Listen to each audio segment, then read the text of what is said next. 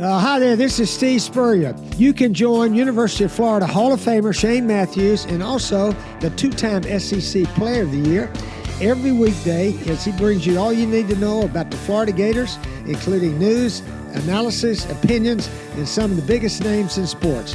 You can find him on Spotify, Apple Podcasts, Google Podcasts, or wherever you listen to your favorite podcasts. Or you can watch him live at 8 a.m. on Facebook, YouTube, or Twitter. Welcome back. Welcome back. Good morning. It's PodUp with Matthews in the morning from the Crime Prevention Security System Studios. We were just here not too long ago. It's PodUp with Matthews in the morning from the Crime Prevention Security System Studio. Large enough to serve you, small enough to carry. It's Friday. We'll have JC. We'll have Scott Carter live from Stillwater, Oklahoma, where the Mighty Gators face the Cornhuskers and Tommy Frazier at 3 o'clock Eastern Standard Time. If you missed it last night, the Mavericks are going to play the Celtics in the NBA Finals. And then the Lady Gators break up a no-hitter. Katie Kistler turns on one, wins the game 1-0. The pitcher's duel, which you see most of the time at the College World Series, because that's why those teams are there, because of tremendous pitching. Unless you're Oklahoma. And they face the number one seed, the Texas Lady Longhorns, tomorrow night. Let's go to the Titan More Hotline, courtesy of Comfort Temp. JC, guess what? What? Your alma mater got the ass beat yesterday. Well, I would say a home run beat them, a three-run home. That's how we won. That's softball. Y'all lost. We won. Y'all. Yeah, y'all. What's amazing is that Katie was hitting a spectacular 121 in the month of May. So she wasn't really burning it up in the last 31 days, but she got the clutch hit that they needed when they needed it. And then, of course, Kendra Falby with the catch that saved the probably the inning, or maybe the inning, in the top of the fifth on a ball that I thought was about to leave the park. But listen, that's why she's a Gold Glove. Yeah, she is. She's a Rollins Glove winner. And, Kilfoyle was good for Okie State, but so was Keegan Rothrock, two-hitter, Oklahoma State scoreless for the first time in 20 games. Think about that one. Here's a freshman who has kept Oklahoma State scoreless for the first time in just basically a month. So that is a great effort by those three girls, Kisler, Falby, and, of course, Rothrock. And, the big names that we usually are used to helping Florida win games were kind of silent yesterday. So it was nice to see, other than Rothrock, these other two girls contribute to a big win to keep them in the winner's bracket, to get them a day off today and to play these Lady Horns. But I'm still going to say, even though I'm rooting for the Gators, this is Oklahoma's it's Oklahoma's tournament to lose, just like, it's kind of like a broken record here. And they don't care about the pitching. They'll hit the ball as far as they need to. They are just it's really amazing. But anyway, listen, it was a good night. Good night for Florida. Stayed up late, you got paid off, and that's I'm tired. Right. John says on Facebook Live, brought to you by Mellor. Anyone else think that the home plate umpire was squeezing both Rock and Kilfoyle? Yeah, they were squeezing them both. With these guys, why can't they just call strikes the way strikes are meant to be called? Do these guys really think they're umpiring a game between the Cardinals and the Reds in the National League? I mean, this is just. Give these girls some air, will you please? And nobody wants to see umpires squeeze pitchers. I mean, it just allows for nobody to hit the ball. If you open that strike zone, these girls are going to get those bats out there. They're going to have to. Otherwise, they'll be turning around and walking back to the dugout. This kind of stuff leads to low-scoring, boring games and pitchers' duels. And if that's what they want, then that's what they're going to get. But I think I don't like it. I think you've got to open up that strike zone to what it is meant to be, and then you'll see more runs scored. Simple as that. Yep. Christopher on YouTube, brought to you by Quality Plumbing, says, good morning. Congrats to Keegan Rothrock and the Lady Gators. Keegan pitched a hell of a game. Both pitchers did, for that matter, both freshmen. Yes. Kilfoyle's a senior. She's been around. She started her career at Alabama and transferred to Oklahoma State. Now, Texas's pitcher that pitched in their game is a true freshman. So you got 2 elimination games this evening. They spread this thing out. It used to be done on like Monday. Now it goes. This championship series doesn't even start till Wednesday, which is good. So we got to face the number 1 team in America. Embrace it and see what happens. So I mean, Texas might be, but what was their score yesterday? Didn't they have a tight one with the team they played yesterday? I thought it was tight. Who, Texas? Yeah, I think I still say it's Oklahoma's tournament. No, Oklahoma is clearly the best team in America. I don't care what anybody says. I don't disagree with that at all. Yeah. Yeah. They had a – go ahead. I'm sorry. No, you go ahead. So they had this court case in New York, but you know what else happened yesterday? A consent decree was made yesterday by the Department of Justice and the NCAA that now, and I guess you've already known this, but it's basically official. People can transfer athletes can transfer an unlimited amount of time now. There is no more 1-year rule. And those who did have a year of eligibility taken away between 2019 and 2020 have that eligibility restored. That year is now restored as an agreement with the NCAA, the Department of Justice, which has got involved by a lawsuit filed in December from a bunch of states that basically said this is wrong, that they have a year of eligibility taken away if they transfer. So now it's unlimited transfers. It will be official. It is the law of the land, and these kids can go virtually anywhere. Yeah, they just got to. They have to go to the NFL model, in my opinion. Reduce your team down to 60 players, then have as many walk-ons as you want. Oh, yeah. They're going to change the structure of composition. Yeah, it's a disaster. I saw where Cam Rising, the quarterback who's been at Utah for 8 million years, is getting it. This will be, I think, his 7th year, but he's already been granted an 8th year if he wants it. Yeah. I don't know. Was the guy who's going to be older than some of the BYU players that play? He's going to be in his mid-20s before he's out of college football. Listen, they are really working hard to make the landscape athlete-friendly as far as rules go with the NCAA. And I think what will happen is exactly what you said. You're going to see a recomposition of how it's structured, how rosters are restructured, and how universities decide how many scholarships to offer. Yeah. Kanye Ron wants to correct you, JC. I was going to do this. I'm going to let him do it on YouTube. Right. Quality Plumbing. He says, a squeeze strike zone, and it was a 1-0 game. JC, it is opposite. A squeeze zone forces the pitchers to be over the plate, meatballs for the hitters. Okay, that would make sense. Yeah. Yes.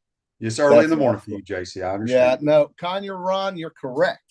A squeeze strike zone would make it better for the hitters because then pitchers would have to throw it literally right over the plate. Okay. Yeah, it's just it was great, just great pitching by both teams. It was, and I do stand corrected there. I'm sorry, but the point is that I don't like umpires becoming the conversation. I didn't go to the ballpark to watch umpires, and I want to see strikes. I want to see games move along. And I do think he's right though. You're right. Squeeze strike zones. Irby, if you need a hoodie, you like my hoodie, just email the show. We can take care of it. But here's the other way. But here's another way to look at it.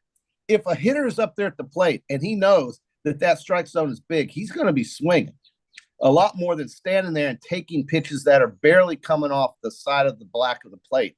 So in a way, you can look at it the other way too, is that if this batter is up there knowing that the umpire's got a pretty wide berth for the strike zone, he's going to get up there hacking. And that means he's going to hit balls that he may not be swinging at if he knows the strike zone is squeezed. So in a way, I think I'm right too. Okay. What do you think? You played baseball. Yeah. When you go up there, when they squeeze, I agree with Kanye Ron, because when they squeeze the strike zone, okay, you're going to stand there and take the pitchers. It's to the advantage of the hitters. True, but you're also, as a hitter, going to take more pitches because you're not. Yeah, because you can be very selective till one's right in your wheelhouse. Well, I mean, if you want to watch walks, watch walks. I don't want to watch walks. Well, we didn't see any walks. We saw about 2 walks.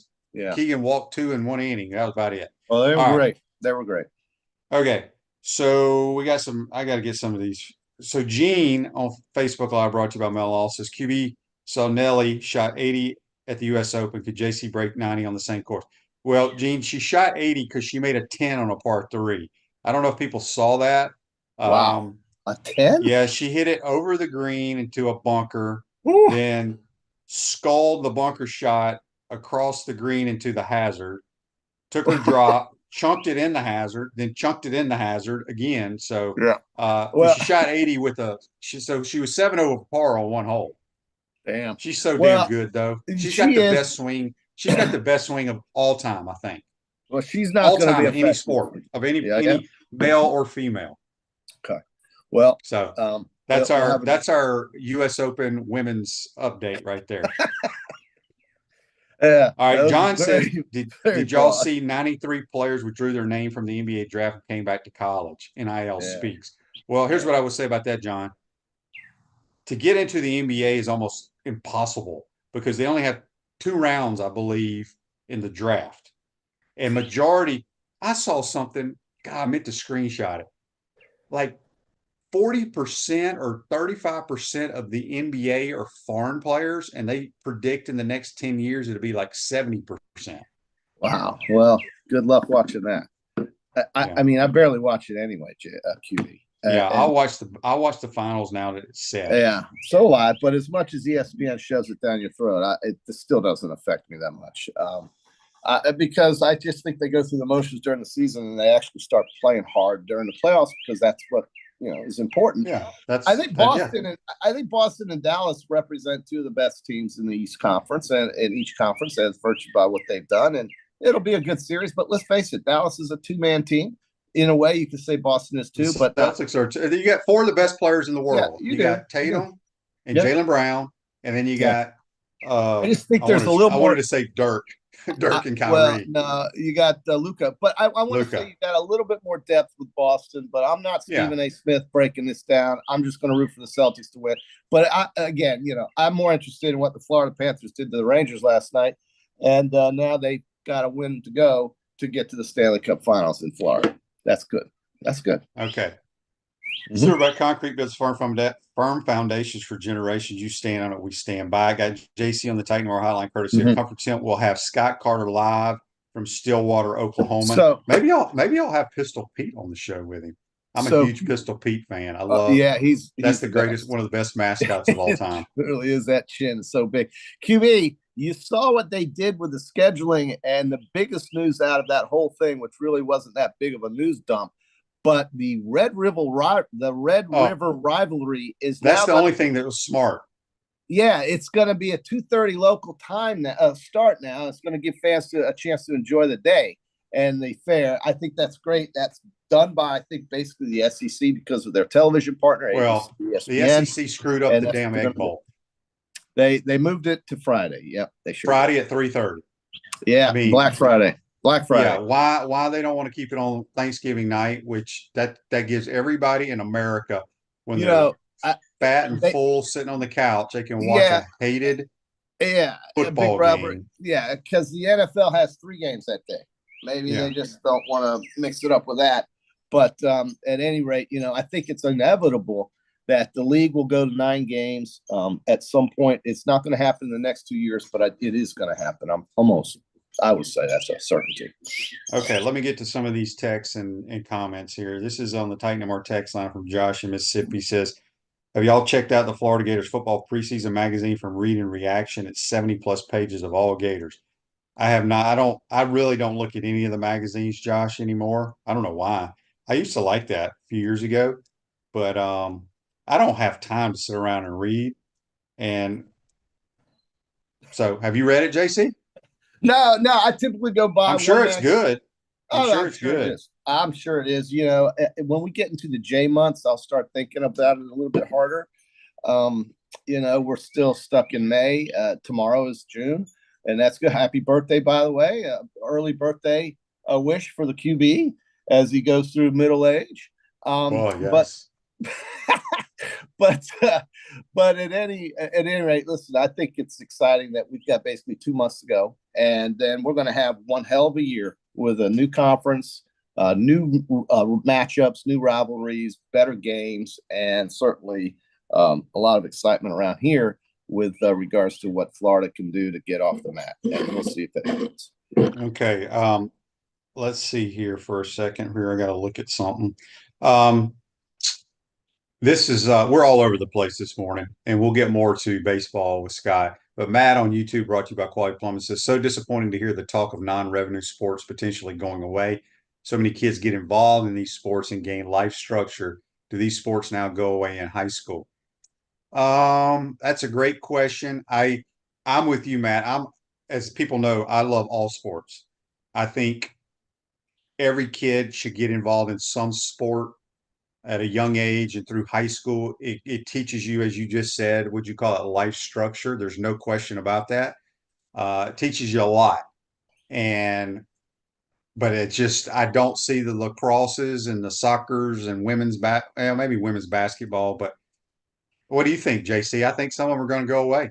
I think you're right. I think Title IX is an issue, and I think that these non-revenue sports have to figure out a way to create more revenue. Subsidizing sports has been the way of the world for as long as I can remember, QB. But you know what happens when other people's money dries up? You have none a lot of times if you depend on that. And so they're going to have to budget differently. And so that may come at the cost of some of these other aspects. Or maybe here's a novel thought. Maybe we don't pay coaches $7 million to go 5-7. Maybe that's the new way of the world, QB. What do you think of that? I don't have a problem with that. I think it's silly what we're paying. Well, then you're taking money away. You could take that. No, what we're paying the players is what's silly. Well, QB, we've all gone through this. I mean, I understand that. So what's the difference? The coaches have been making money for thousands of years, and that's why it's going to change. Is because the labor doesn't, and now it will. And QB, this is not even worth discussing because it's the fact. It's not. It is what it is. But my whole point is, JC, you're trying to tell me from when you started watching college football in 1980 through 2015, you had a problem with coaches making money and the players not making money? No, but I think when you're talking about a coach who's getting paid $10 million and it's just, you talk about running out of money. Well, you don't have to run out of money. You can take it from the coach. Why should he make $10 million? Why should he make $9 million? Because the other guy is across the street. That's what it's about. But if you want to get rid of lacrosse, you don't think they could use $2 million over there? You're not even talking the same thing I'm talking about here. I don't want to get rid of anything. But when people talk about getting rid of what coaches are making, the coaches have been making money for years. I get it, but you're taking money and you're trying to redistribute it to save certain activities, and that's one place you could get it. But if you don't want to pay an assistant coach $500,000, I don't think anybody's going to blame you. And here's the problem, JC, is those coaches. If you're not paying let's talk SEC. It's the greatest conference in the world. Okay. If you're not paying close to what the other schools are paying, you have no opportunity to hire those coaches. You should know this. Well, I do, but they're not paying Sam Pittman that. They're not paying. They're not paying the guy. Sam Pittman is still making about $6 million. Okay, but the thing is, QB, there is money. You just have to decide how you're going to spend it. And if you want to put it and overweight it toward a football coach, that's fine. Do it. If you're worried about the guy across the street, but did Texas A&M really need to give Jimbo that extension before? Look, I'm not arguing about what the coaches make. I think they make way too much money, but that has not been the issue. That has not been the issue. Joseph says if Billy can make $8 million a year, have a losing season, the players can get their cut too. I have no problem with that. But I just don't think you should pay players a lot of money when you have no idea if they're going to be worth a damn. I don't want to pay coaches a lot of money if I have no idea they're going to be worth a damn either. Correct. But at least, let's just use Billy, for example. Billy was very successful. When he was hired here, there were like yourself, there were other people thinking it was a great hire. Sometimes it does not work out. Just like in the National Football League, when you draft a guy in the first round and he sucks, and then you cut him after 3 years, you don't know. But to pay the money, the money these kids are getting coming out of high school. I mean, we talk about this every time, and you will not find one former player that I know that agrees with what's going on. Yeah, because they were former players. Well, you wouldn't find. Well, because they understand the process. They understand the process. But in an era where there is more money than ever before, and we're talking about cutting out non-revenue sports. Okay, you tell me if that's not a budget problem. I'm not wanting to cut it out. I'm saying you yourself has said multiple times on this program why we even have women's basketball? Yes or no? Have you said that? Probably have, yes. Okay. That's a non-revenue sport. Okay. But yes. so you're talking out of both sides of your mouth. Well, I'm just saying that right now with the new TV contracts that are coming out, we've got more money involved than ever before, and we're talking about cutting. Why is that?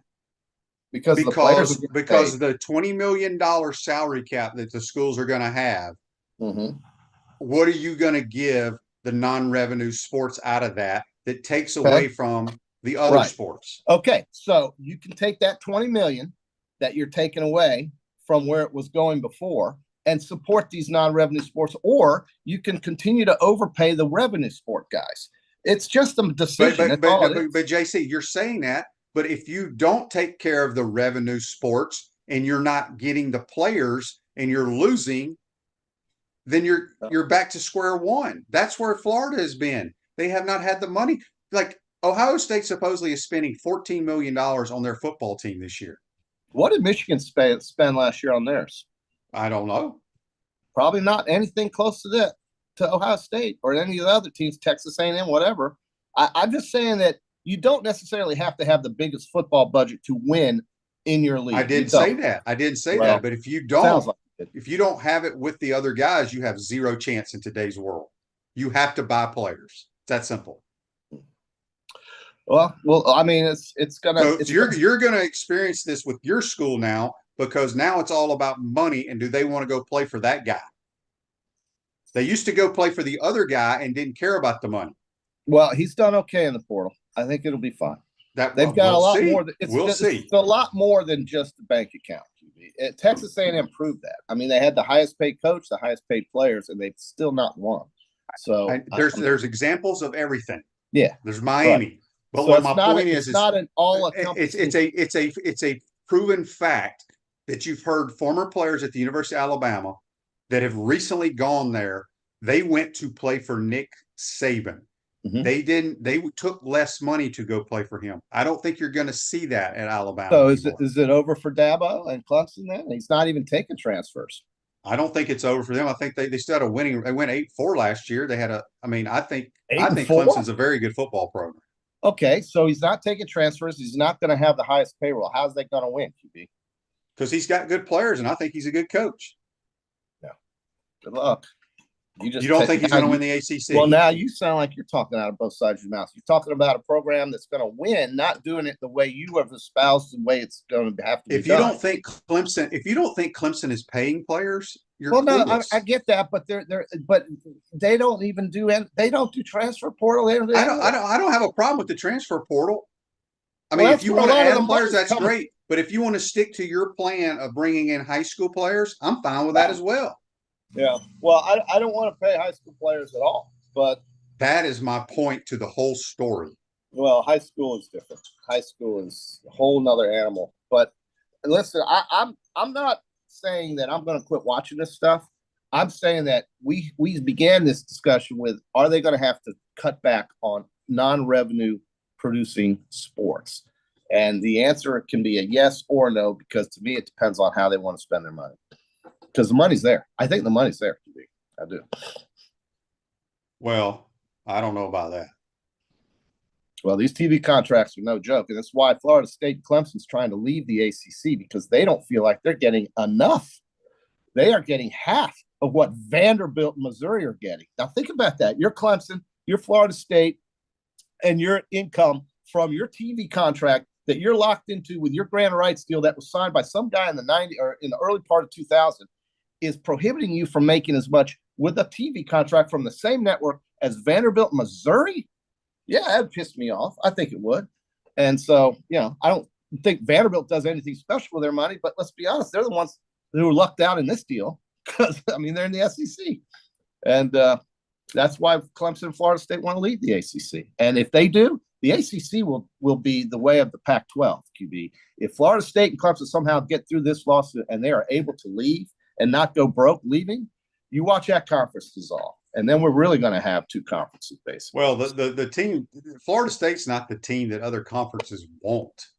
I think teams they want, the teams that they want out of the ACC is Clemson, North Carolina and Virginia. North Carolina. Okay, that's true. But Scott Strickland said yesterday or the day before, he said if any program brings value to the conference and makes us better, then Sankey's real guy. I agree. But I was in a sit-down room with 12 other men in December with Greg Sankey, and he specifically said that the only teams that he thought had a chance to come in the Southeastern Conference were North Carolina and Virginia in the future. Okay. Well, we'll see how that transpires. We'll see. I never thought I'd see Stanford and Cal in the ACC either. So anything's possible. Well, they had to go somewhere, but yeah. Greg Sankey knows what he's talking about, but he doesn't make the decision, QB. He's not the one making the call. It's the university. He's the damn commissioner. Yes, but he's not in charge of making that call. He is the leader of the conference. It's the schools that will decide if these you get 3/4 votes. If you get 3/4 votes from the member institutions, that school can enter the conference. Doesn't matter what Greg Sankey said. I'm a big Greg Sankey guy, so I trust what he says. No, I'm not saying anything about Greg Sankey, but it's the schools will decide. It's the universities that will decide who comes and goes. Right, and then once he gets he's been researching this for years. Mm-hmm. Whereas who knows if the presidents and those guys have. But I agree 100% with him, and I don't even have the research. I mean, North Carolina and Virginia bring more to the table than Florida State does. Not in football. In football, it doesn't. Dude, you're talking about one sport. They're talking. But when they look at this, they're looking at all kinds of things, JC, not just football. Football is the sport. It feeds everything. Okay, I'm just telling you again. Are you going to argue with me about what Greg Sankey said? No, or are you just going to bring up your own opinion? No, I'm just saying I think Florida State brings a hell of a lot more value than Virginia. I don't care about the Thomas Jefferson academia. Doesn't matter. Nobody cares about that. Otherwise, why do we have South Carolina in the conference if it's all about academics? Come on. So I mean, all right, 31 Ember says former players are salty that they didn't get the money. That there's some truth to that, but 31 Ember, here's the thing. The thing. JC, you know a ton of former players that are on the same page that I am. I do. Okay. The problem with I don't think fans understand from our standpoint is going from college football to the National Football League, you have proven what you have done to have that opportunity. Mm-hmm. High school football is so hard to figure out because I'm just telling you, it is just the I don't know how else to put it. Whether you can say that we're salty, jealous, whatever, I don't give a damn. But the amount of money that is going to these high school kids is comical. It's nuts. It's crazy. It is comical, and it will all work itself out because there are going to be so many donors that go, why in the hell did I just pay that player? Mm-hmm. When he ain't worth a damn. Mm-hmm. Yeah, it'll all work itself out eventually because the people that give the money, they need to see something in return. They made a lot of money because they made good decisions. We've always said that, QB. The investment doesn't match the payment. So I completely agree with that. But I just think today's world, it's either you accept it or you get left behind. And that's just the way it is. And now this transfer thing with people being able to go wherever they want to as often as they want to. Some politicians are saying that opens doors. To me, it can also close doors because you'll be looked at as a guy that has no loyalty. You'll be looked at as a guy that has no stability. You'll be looked at as a guy that doesn't want to learn. I mean, honest to God, how many times have we talked about some quarterback who's gone to 4 different schools, JT Daniels or whatever? I mean, it's just to me, you stay where you are. If it's good enough for you the first time, it should be good enough for you the year later. Mac Jones didn't play a down of football for 2 years, ended up being a first-round draft pick. So the way I look at it is that you can either be an unstable guy that bounces around, or you can be a guy that stays with the program and tries to get better. I don't know. Yeah. I mean, I'm not an athlete. I've never been in a situation. I'm not trying to judge what these kids do, but I think bouncing around from school to school, it's insane. It's awful. And you'll never change my mind on that. Well, Matt says we're watching college sports get destroyed. That's why former players are salty. That is it right there. But the former players and you and everybody else are going to still watch it on Saturday. I will. I mean, I have to call the damn games, but my point is it goes back to there is zero loyalty. And here's the thing. I don't need to hear about loyalty from a coach, because the coach, there's only about 3 coaches that are coaching their alma maters. Okay. I've said this multiple times. That's a job. When DJ Uiagalelei, think about DJ Uiagalelei. When he is done 25 years from now, where is he going to take his family to homecoming? Where is he going to go to the, reunions? Where is he going to, this is his 3rd school. Yeah. Yeah. It's ridiculous. Yeah. I mean, yeah, I don't know what FSU sees in that guy. I don't, but they see something, and Norvell thinks they can win with him. So good luck. Well, I'm just using him as an example. I use JT Daniels as an example. How many schools that guy played for? My God. But in a way, you can also turn it around and say, look what happened with Bo Nix, and look at what happened with Joe Burrow. And you know what? That saved their life. So you've got that side of the coin as well. But they only transferred once. Okay. And I'm okay with one transfer. One time. I have no problem with one time, especially if you're a quarterback, because only one guy can play. I mean, it can change your life. But so one time is great if you can do it. But 4 or 5 times, I mean, that's what we're going to start seeing now, because there's going to be no guardrails to keep these kids where they, may not. In other words, the grass isn't always greener for many of these kids that transfer a bunch of times. You still waiting on Scott? We are getting ready. Scott's waiting on us because we went on a rampage. All right, JC. By the way, Sam Burns, 2nd place right now, Canadian. Yep, good golf pick on your part. We'll recap it on Monday. That's JC joining us on the Titan More Hotline, courtesy of Comfort Temp. We'll be back with Scott Carter live from Stillwater, Oklahoma. We want to take this moment to thank our sponsors who keep the show going and pay the bills. Our premium sponsors are Crime Prevention Security Systems, large enough to serve you, small enough to care. Titan MRI, Gainesville's only locally owned and operated MRI facility. Meldon Law, the only official injury and accident law attorneys of the Florida Gators. Peachland Dental, Gator Nation's first choice for dentistry in Port Charlotte. QC Kinetics, live pain-free with QC Kinetics. Campus USA, put some star power to work in your financial life with Campus USA Credit Union. Comfort Temp, comfort is our business, peace of mind is our promise. Dave & Buster's, eat, drink, play, watch. Our gridiron sponsors are UF Bookstores, Silverback Concrete, Ruse Ogre State Farm Insurance, F45, Quality Plumbing. Our touchdown sponsors are Adams Ribs, Gator Dominoes, Celebrate Primary Care, Gator Bait Media, Okido America, Style Cuts, Ironwood Golf Course, Big Mills Cheesesteak, McDonald's of Gainesville, 84 Lumber, Dowling Signs, Baker Sporting Goods. If you're interested in promoting your business on the show, call Freddie at 352-284-3733. If you like what we're doing here, make sure to follow us and support the businesses that support us. Pro football legend Emmitt Smith understands your joint pain. It does not surprise me that there are a ton of people out there that's in pain. That's why Emmitt is such a proponent of QC Kinetics, offering real lasting joint pain relief with non-surgical, all-natural biologic treatments. Whether it's a joint pain, ankle pain, shoulder pain, neck pain, back pain, hip pain, any kind of pain, the body eventually will break down when it's under that much stress. That stress can cloud your judgment to the point that you'll just say yes to the scalpel or yes to another prescription of pain pills. But maybe it's time for a second opinion from QC Kinetics. The reason why I would recommend this is because the natural biologics that QC Kinetics is providing you gives your body a chance to naturally heal itself. Restorative, regenerative solutions are here. Get lasting relief and live your life. Call QC Kinetics, 352-400-4550. That's 352-400-4550. QC Kinetics, 352-400-4550.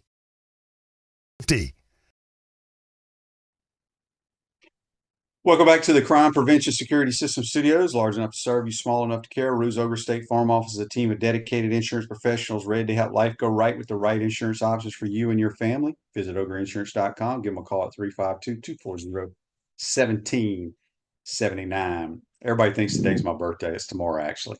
So, hey, we're going to go to the Titan MR Hotline, courtesy of Comfort Temp, and we got our man Scott Carter, who is he's already standing outside the ballpark at Stillwater. He's so excited for the game this afternoon. Good morning, Scott. How you doing, bud? Hey, good morning, Shane. Yeah, I got up early. You know, it's your birthday. I wanted to make sure we talk today, and just checking in. Yes, for sure. All right. Well, first of all, before we get into baseball, did you stay up for the entire softball game last night? I did. I was watching that, and great game. Obviously, Kistler's home run, only run of the game. You don't see those kind of pitching duels that often, but I mean, both pitchers were really on, but she got the one swing. And man, I mean, Shane, that softball event, I've been looking at that stadium, those aerial shots. I mean, it's amazing how popular that sport has become. I tell you, I've been out there twice, Scott, and that was before they did the renovation with the upper decks, and it was standing room packed everywhere. But if you're a sports fan, especially college athletics, you have to go there whether your team goes or not. Obviously, if your team you root for is there, it's even better.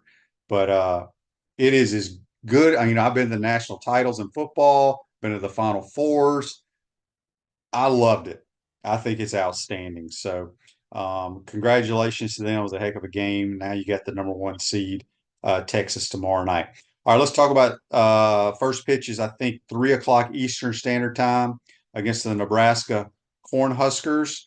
What can you tell us about Nebraska, Scott? Well, Nebraska's coming in hot, Shane. They lost their first game of the Big Ten tournament, which was actually in Omaha at the same stadium where they host the College World Series. But then they won 5 in a row in 5 days, 5 wins to win their first championship since Nebraska joined the Big Ten back in 2012. So they're coming in hot. I mean, they're a team that's built really around pitching. They led the Big Ten in pitching this season. The guy they got going against the Gators today, Brett Sears, was the Big Ten Pitcher of the Year. He's 9-0 with a 2.0 ERA. So it's going to be a challenge for Florida, but, they've gone through the SEC. They've seen the best pitching in the country. And, I was talking to Jack Caglione after practice yesterday, and he's like, what makes this guy so good is he really hits his spots. He's always around the zone, but he's not an overpowering type. So you can sense that Florida's got some confidence because they certainly hit the ball, and it's an offensive park out here. Kevin O'Sullivan was saying, that's a strength with Florida because, they're a team that, can get the ball in the air. So that plays to their strength some. Of course, Nebraska is not as quite of a hitting team as Florida is, but they do have certainly an edge in pitching, and it'll be interesting to see today if Florida can, use their advantage and get a good start also from Liam Peterson, the freshman. Yeah, it's interesting because I spoke with a couple of people that love, follow college baseball, and they said that kid's a really good pitcher, but they don't know how he would stack up week in and week out in the SEC. So it's going to be interesting to see how, with an undefeated record going against the Gator lineup. The ballpark is, people talk about it. You were there yesterday, I think, for practice. Is the right field, is it a short porch? I mean, you hear about it, but how short is it?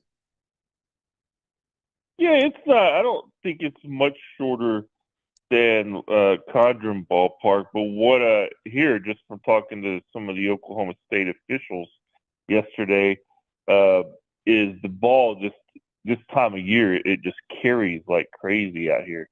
They had a regional game here last year, I think, where teams combined to hit like 12 home runs. So we could be there a while today if it's hot and the ball is carrying. But the stadium it's beautiful. I mean, it opened the same year as Condren Ballpark back in 2021, and they didn't waste didn't cut any corners, Shane. I mean, this park probably didn't, as nice as a college baseball stadium or really about any stadium as I've been in. And we walked through it yesterday. It's just a beautiful place. But yeah, that's I just like you said with Sears, the Nebraska pitcher. I think that's the general sense is, he maybe doesn't exactly stack up with some of the SEC's best, even though he had a great year in the Big Ten. It's a different kind of conference. So I think the Gators are confident that they can hit him. So we'll see. That's what I really enjoy about baseball, these matchups. You you look at them closer, and sometimes you find the hidden secret, so to speak. Tim asked an hour, 40-minute drive between Rosenblatt when OKC. Well, they're not in Rosenblatt. I think it's about a 55-minute drive from Stillwater to Oklahoma City. He says many Gator fans driving between the two venues. I think you may see a few there if they can get in the ballpark today because softball is off. I'm sure the administrators are going back and forth. Scott, why didn't you go to the game last night? Shane, I was working, man. I had some baseball stuff to write, and my okay. colleague Gators Chris, he's our Oklahoma City correspondent. But I do need to get down there. I think if we have another break here, maybe I will to check out that atmosphere because I was only in Oklahoma City for softball. It was my first year here, and I went out there because the Gators made it, but they lost right away, so I wasn't there long. And of course, that was before all the stadium renovations and stuff. So, that's a good idea, Shane. Yeah. Well, I wonder if Gators Chris is going to roll over to Stillwater for the baseball game tonight. I'm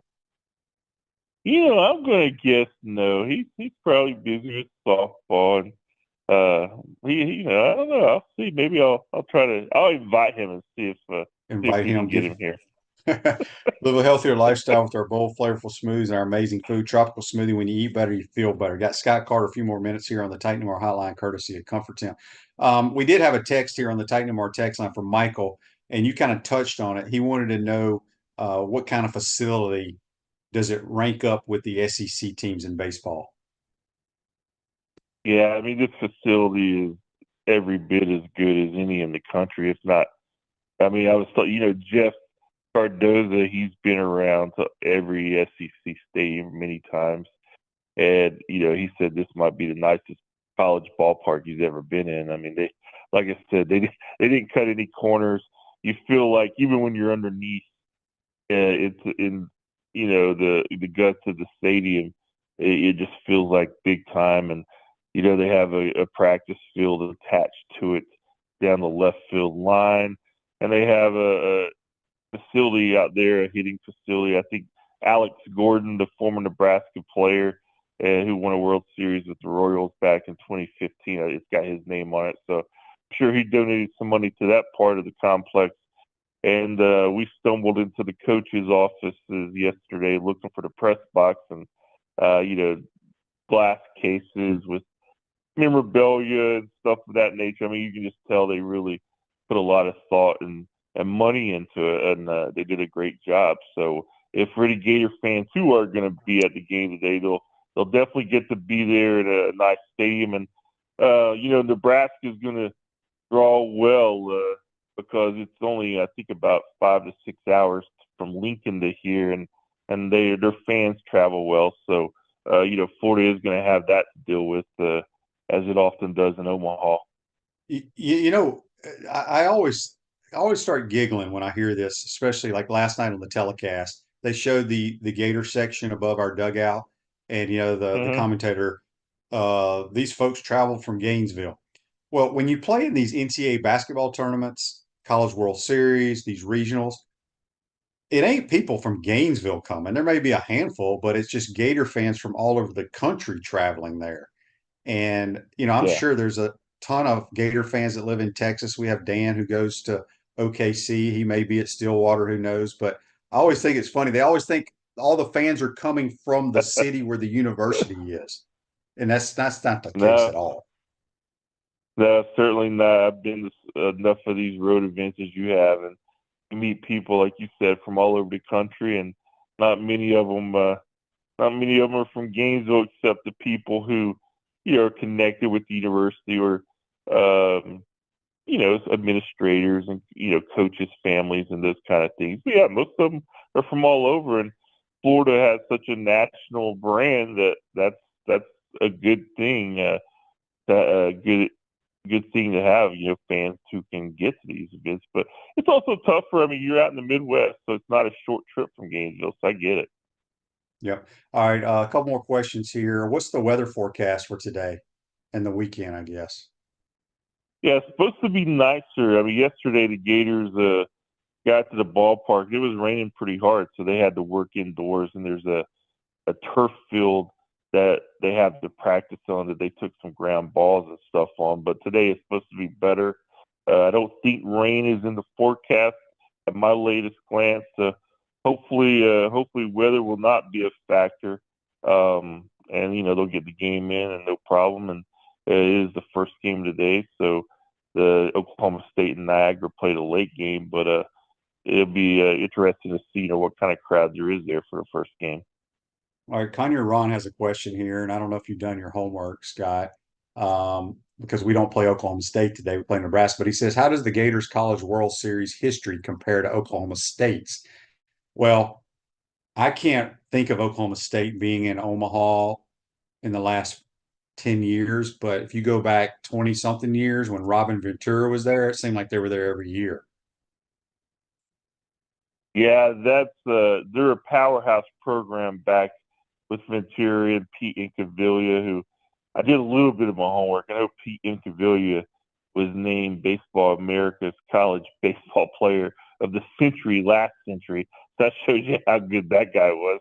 Still holds the college record for home runs in a season with 48. When they used to, I remember Big Pete. Yeah, went on to win a World Series, I think, with the Phillies, or play in the World Series back in 1993 with the Phillies. But a great college player. Robin Ventura, I think, holds the all-time hitting streak record in college baseball that still stands. I think it was 50-some games. So they've got some big names that have come through here. But, again, like you said, Shane, they were back from the 90s. And I don't have the number right in front of me how many times they've been. I think it is more than Florida overall, but the Gators have certainly caught up in the last 15, 20 years. And it's a great program. They have a great fan base, and like I said, it's my first time out in Stillwater. I'm a little surprised. There's not much here, man. I mean, it's a small town. It looks to me like smaller than Gainesville, but once you get over to that campus, it is very nice. Did you get a chance to walk over to their football stadium? We did. I didn't walk in it, but we did go right by it. I mean, it's a beautiful complex. Yeah. I mean, you can tell they go ahead. I've never been there, but watching it on TV, like the brick wall, down by the field, it's literally like 3 to 4 yards from the sidelines and the back of the end zones. I was just curious to see it in person, what it looked like. Yeah, I have to check that out and take a picture, man. But you don't want to run too fast into that wall, I would think. But exactly. That's the thing that struck me the most out here is all the bricks. I mean, it's one of those campuses where everything kind of matches up in that. I don't know what kind of brick it is, but it's a pretty campus. Yeah. All right, Scott, last thing before we get you out of here. This is a text on the Titan Mark text line from Bob. He says, Scott, would you have pitched Cags today? Not questioning Sully, but we have to win today. I mean, it's a good question. It's a fair question, but I think with what Peterson has done the last couple of starts, I'm pretty comfortable with him going. It is a kind of a it's not a must-win game, but it feels like a must-win game. And, Sully talked about Peterson quite a bit the last couple of days, and he said that he really felt he made a turn a few weeks ago in the Vanderbilt start.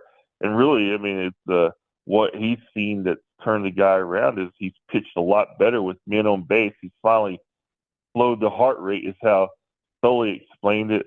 He's kind of he just experienced, as as a player, you just have to go through certain things, no matter how much talent you have. Once you reach another level, you have to experience some things to maybe slow the game down for you and, maximize your performance. And I think that's what they're seeing in Peterson the last few weeks. And that's why he went with him in today's game. Matt says on YouTube, brought to you by Quality Plumbing, let's not repeat the 96 Fiesta Bowl. Well, as I stated, Tommy Frazier and Lawrence Phillips ain't running out of the dugout today. Thank goodness. Yeah. Yeah. Do you know if I'm sure, I know it's on TV, but do I have to like stream this game or can I just turn it on one of the ESPN affiliates and it pops up on my TV? Hmm. That is Shane, I should know that, but Well, I'm I sure one can. of our listeners will let us all know, but I'm sure I got Yeah, a I don't. feeling that. No, wait, I take that back because I think I was told, I think Mike Morgan or somebody said the broadcast crew for this regional is one of the ESPN's top guys. I don't know if it's Tom Hart and Kyle Peterson, Yeah, but I saw Tom Hart. He was at the practice yesterday, so okay. I'm So well, then the guessing you're. game's going to be on. I'll be able to watch it. All our fans, we ain't got to stream it, come up with passwords to try to figure it out. Okay, good. Yeah, there's nothing worse than that. So, all right, You've Scott, already got an early birthday present, man. what's that? I said you've already got an early birthday present. You don't have to stream this one. Yeah, let's hope not. I'm keeping my fingers crossed because I really if it's on like ESPN Plus, I have no chance. Scott, have fun at the game today. Give us a update next week maybe on the press box food if you like it or not. Yeah, I definitely will. They have a barbecue joint out in the left field concourse that already caught my attention. So I may send you a picture today. See, I told you we got such great listeners that do research for us, Scott. ESPN, Yep. 3 o'clock All Eastern right. time. Thank you, Dan. Look at All that, right, man. Scott, be safe out there. Y'all have a good time, my man. All right. Thanks, Shane. Take care, buddy. That's Scott Carter from FloridaGators.com. Join us on the Titan More Hotline, courtesy of Comfort Town. This day in sports brought to you by Campus USA Credit Union. Put some star power to work in your financial life with Campus USA Credit Union. In 2008, Usain Bolt breaks the world record in the 100-meter sprint, running a 9.72 seconds. I don't know if that's been broken since. We just got a text from JC. JC, you're wrong. It's on ESPN, regular ESPN, not ESPN Plus. This is one of the premier regionals, JC. Alabama's not in a premier regional. So take that. I love giving JC a hard time. By the way, JC, y'all lost in softball, if you don't remember last night. Comfort Temp, Heating and Air is looking for an enthusiastic, motivated comfort specialist to join our team. $1,000 sign-on bonus for 90 days, awesome benefits, and the opportunity to grow with the winning team. Apply today at comforttemp.com. Comfort Temp Heating and Air. Comfort is our business. Peace of mind is our promise. Okay, so Matt says now on YouTube it's ESPN Plus according to the Ocala Star Banner. If Kyle Peterson and Tom Hart are there, it ain't gonna be on ESPN Plus. So maybe JC was right and Dan's wrong, but I think it's on the regular ESPN. Let's hope so. Let's hope the Gators find a way. Day off for the Lady Gators in OKC. They'll probably go take a little infield, a little batting practice, probably go tour some museum or something. Tim does a good job when they go out there all the time. So should be a lot of fun. They'll play at 9:30 tomorrow night against the Texas Longhorns. And that'll about do it for today's program. Hope y'all enjoyed it. Really want to thank JC and Scott Carter for joining us on the Titan More Hotline courtesy of Comfort Temp. JC's kicking my butt in the Peachland Dental, Gator Nation's #1 choice for dentistry in Port Charlotte surrounding areas. Go visit them at peachlanddental.com. It's killing me in the picks, but golf can change very, very quickly. Have a great weekend, folks. Hopefully it'll be a big weekend for Gator Diamond Sports, and we'll recap it all on Monday. Take care.